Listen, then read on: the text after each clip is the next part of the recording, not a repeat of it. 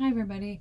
I just wanted to share a nice resource for those of you that are working with ABE students that are focusing on reading. There are a lot of math resources, and we'll be sharing one a little bit later from our friends at Crowd Ed Learning. But in the meantime, here's a really great reading resource, and it can also be used for advanced ESL students as well. It's called Common Lit, and it's something that I found when I was interpreting in an ABE class, and the teacher used it, and I really liked it. They used a passage every day, and they actually read a book that was adapted for their grade level as well. So there's a lot of resources on there, and they have a pretty cool range of functions. So if you are able to create an account, I mentioned in the next part of the video when I go through it, you need to have an education email. So it needs to have an edu ending. So if you have one from college, or you have one from a class you're taking, or if you actually work at a school, any kind of edu email will work. But if you don't have one, there's still a lot.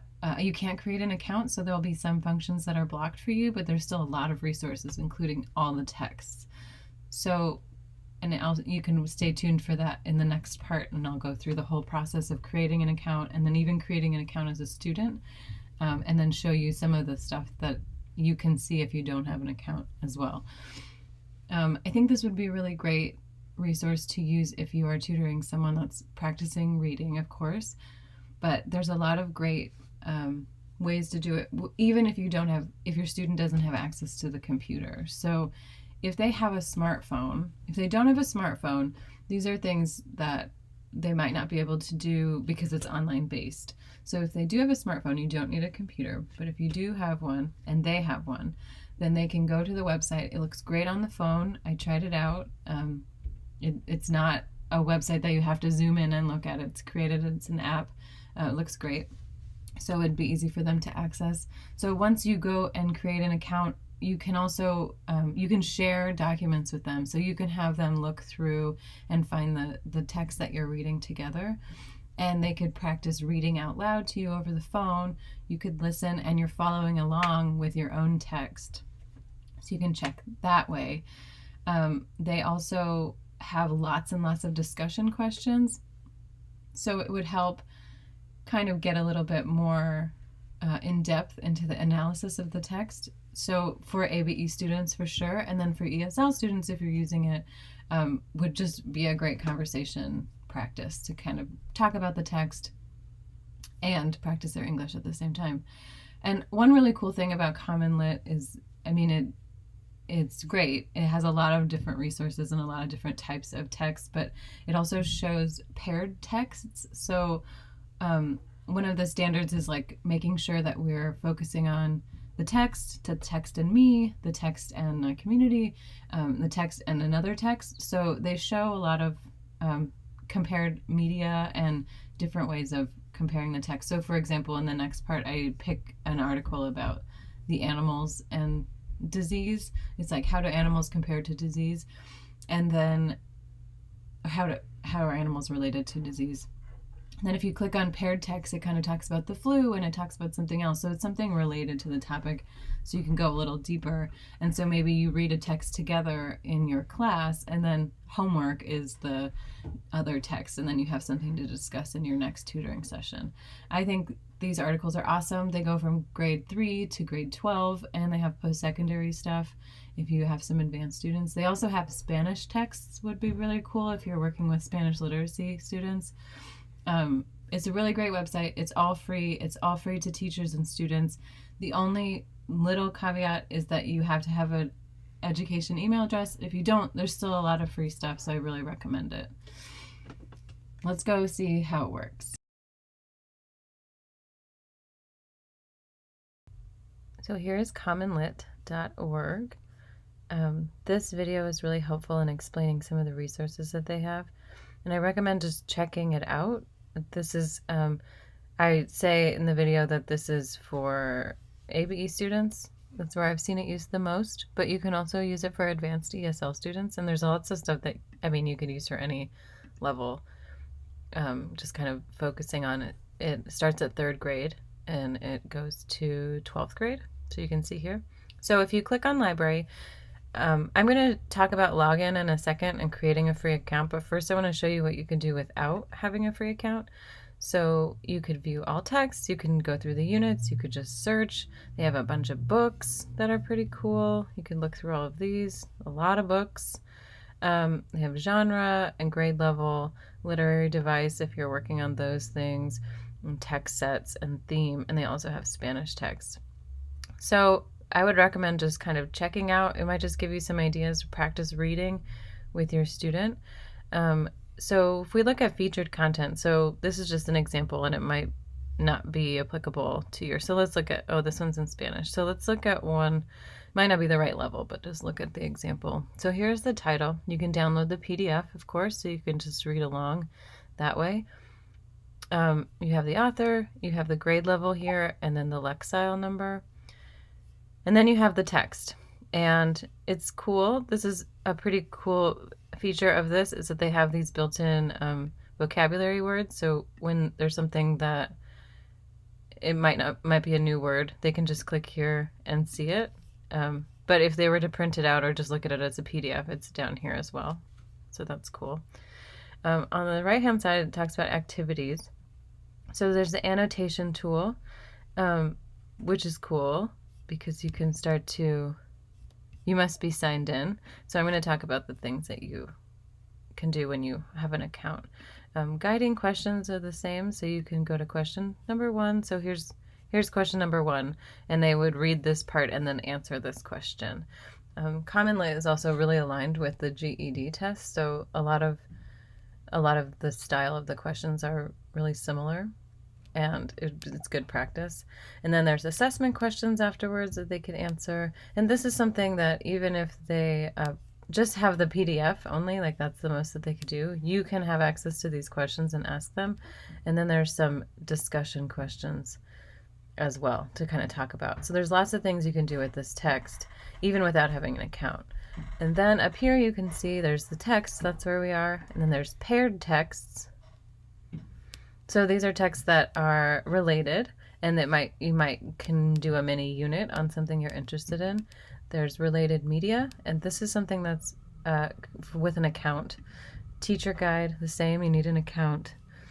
And the parent guide is available for free without an account.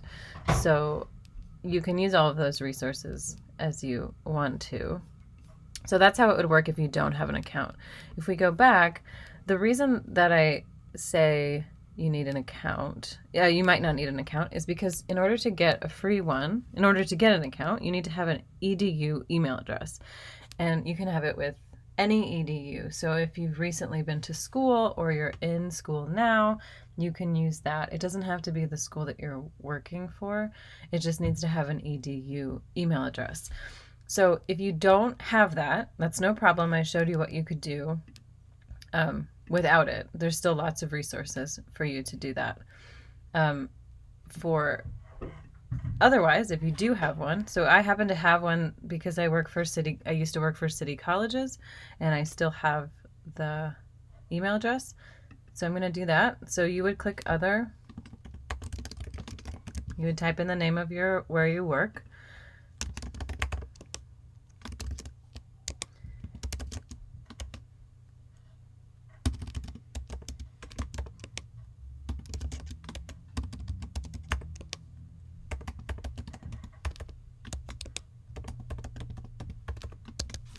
So you would just type in any kind of email address you have.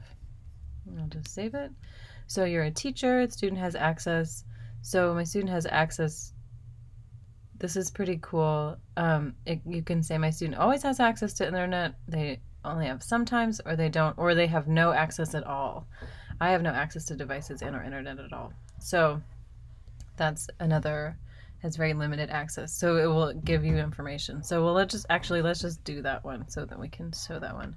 How did you hear about it? You could say other, I don't know. So my students will be reading in text in English, and I don't want a newsletter. So we'll create an account. So it explains, you can go through this get started.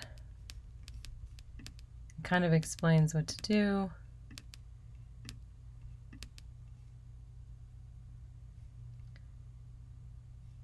So it asks you how to plan to use it. So if you are using it for your class, we could say digital and print, I would recommend, because then you have access to everything. So then you would create a new class. So here it works now. So we'll do post-secondary. We'll do, you can pick the grade level that your student is at. So we might do second, third, fourth grade. We'll do that. I mean, obviously you can do whatever you need. So once you have your class created, then you can add a student. Here's your class code. So you'd add a student, and what you do is just copy. It says you can download the sign-up handout if you'd like to share that with them, or you can just copy this code and have them create an account and join that class. So once you're there, you can assign homework, you can watch their student performance, you can have favorites, and you can manage your class in this way. So this is perfect if you want to have a class of many students at the same time. It might not be something, it's just a place where you can assign. It's just like Google Classroom, I guess, but it's specifically about reading. So I want to go back and I want to log out, and I want to go in as a student to show you what it would look like as a student. So now I'm going to be a student. I'm going to enter the class code. And here is the class. So now you're just going to, you don't even have to put in an email address. So I'm going to say, I'm not going to put in an email address. And it says, write this down. Make sure you use the, and then you have these, you have no common lit assignments yet, but here are your classes. Then here's my one class. Tutoring sessions is my class. So hopefully this is helpful. There's lots and lots of videos on this website that I recommend. This website is really great. It's just a ton of stuff. It's kind of like Newsela or Newsela, however you pronounce it. But it's not about the news. It's more literary based, and I think a lot of that is important for people studying for the GED or the high school equivalency test of any kind, or for advanced ESL students as well. Well, hopefully that was helpful for you. If anything, it might give you some ideas on what to do when you're practicing with your ABE or advanced ESL student. Again, just a reminder that these sessions should be pretty short, 30 minutes at the most. It's just enough time to go through a text and read, practice some vocabulary, assign some homework, and you can check in. There's also a lot of really interesting articles for just yourself if you want to read. Hopefully you learned something there. Stay tuned for some information about math stuff, because I want our ABE students to be supported in this time too.